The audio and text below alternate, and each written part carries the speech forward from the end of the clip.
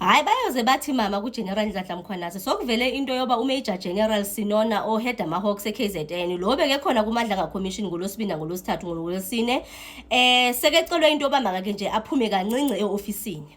Hayi ke ithi into yakhona according to General Sinona ingathi isuka kuGeneral Nhlanhla Mkhwanazi lonto leyo. Niyabazi ke futhi abangathanda uGeneral Nhlanhla Mkhwanazi bazatshetshe bajambe into bayibo njalo uthatha igunya phansi koba uGeneral Sinona ekwiside lamaHawks engareport kuGeneral Nhlanhla Mkhwanazi nani manini kancinci ngizazalani kahle asibuyeleni umva. Part of kula evidence ninga eka General Sinona against uGeneral Sinona ne ningalibali kukhona la mcimbi wamadompasi kaPresident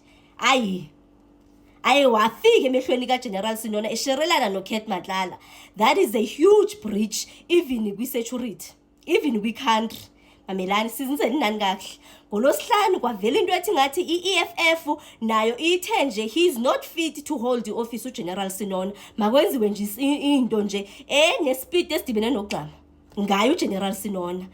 Kwakupresident Cyril Ramaphosa ukukulamagama kawakhiphile abantu uba akathenje ucela nje ngespeed kukhawulezwe kuwenziwe investigations according to abo bantu abakababhale pha igama kaGeneral Sinona likhona. I honestly do not think that uGeneral Nhlanhla Mkhwanazi akavele azidubuleke nje ajampe without getting a directive or without necessarily knowing ukuthi what he's doing is within his jurisdiction. So I have full faith in him. I know some bazabe besithi into he probably knows exactly what he's doing. And nathi sisi South Africans, we did say indoba he is not fit to hold office after all the evidence that was put forth, including umcimbi lo ama-drugs awutha 200 million alahleka under iwatch yakhe. On top of it azoxaka sitsho nje story nje singathi asivakali ncamo uba ama-drugs aphi, because lama-drugs njengoba alahleka ndisho into yoba lama-drugs athengiswa, ndisho into yoba lama-drugs atshaywa ngabantwana bethu, ngabafowethu, zii-sisters zethu, zichabalalisa isizwe zozinto. So mna nje into nokwenza nje nama-drugs it gets very personal to me. So nje if ever nyani amagqwetha sewetshilo athi la move yenziwe pha yoba agxothe because ngathi uye wacela uba makaphume including i-secretary yakhe. So amagqwetha sewerespondile athi that was unlawful and bona they were not notified nani phansi kwalonto leyo. Even i-Hawks office itsho ithi uGeneral Sinona usa-reporter under bona according to them, so he's still their employee and whatever disciplinary procedures okumele zenziwe between i-employer plus i-employee, so they are not going to discuss that in public. So whatever is happening, but nje in terms of i-jurisdiction yakhe hayi ndiyamthemba mna uShamasi, hayi ndiyamthemba mna uNdonga, uyayazi into akayenzayo.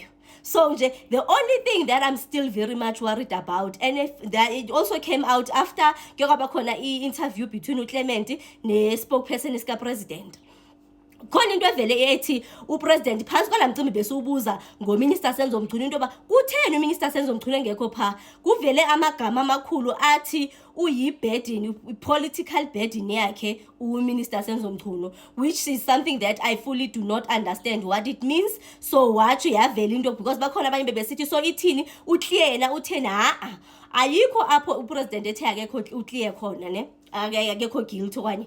The main thing nje from my understanding based on i-report abayifumene kuMandla Commission, because I think now they were still waiting to get more. And the other thing we should not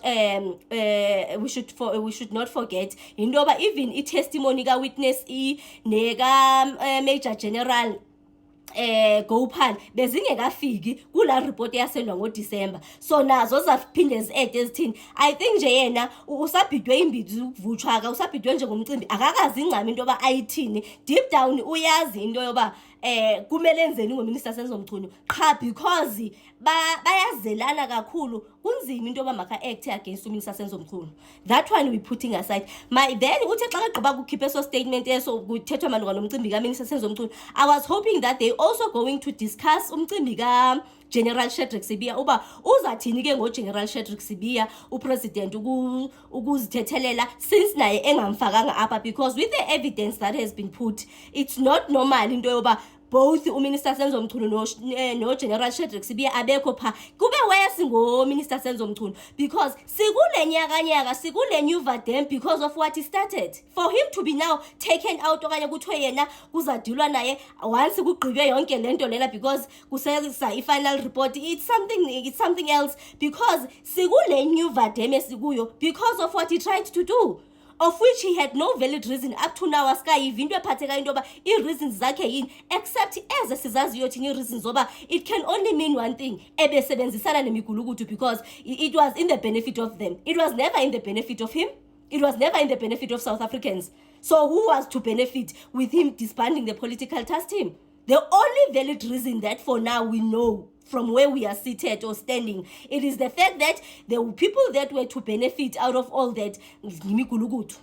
Again, ayikho nje until ezenelinye iqhinga lani. For now, he has no valid reason except that the only people that stood to benefit kulo bugulugudu boku disband the political killings task team inokwenza namigulugudu, because those were the first people to rejoice. Abo-Kurt Matala were the first people to rejoice ngendaba yokudisbandwa kwe-political killings task team. Akekho ke omnye umuntu ongabe nje uye wavumelana nje nento efana nabo kwaba abantu aba-impacted. So nje hiyo nje into nayo because bazawufuna uprotectana ngama-comrade basuka kude. But South Africans, we need to stand up and we need to unite. We need to asikwazi nje ukuthula ngale into. If he's trying to buy time, it will eventually come to that. And sesibonile musi ado kwenzeka njani kwenzeka ntoni kuyona. So nje ithemba lethu elikhulu sesilibeke apha kuMadlanga. I suppose what is frustrating, Vincent, is that the minister has made concessions at the Madlanga Commission.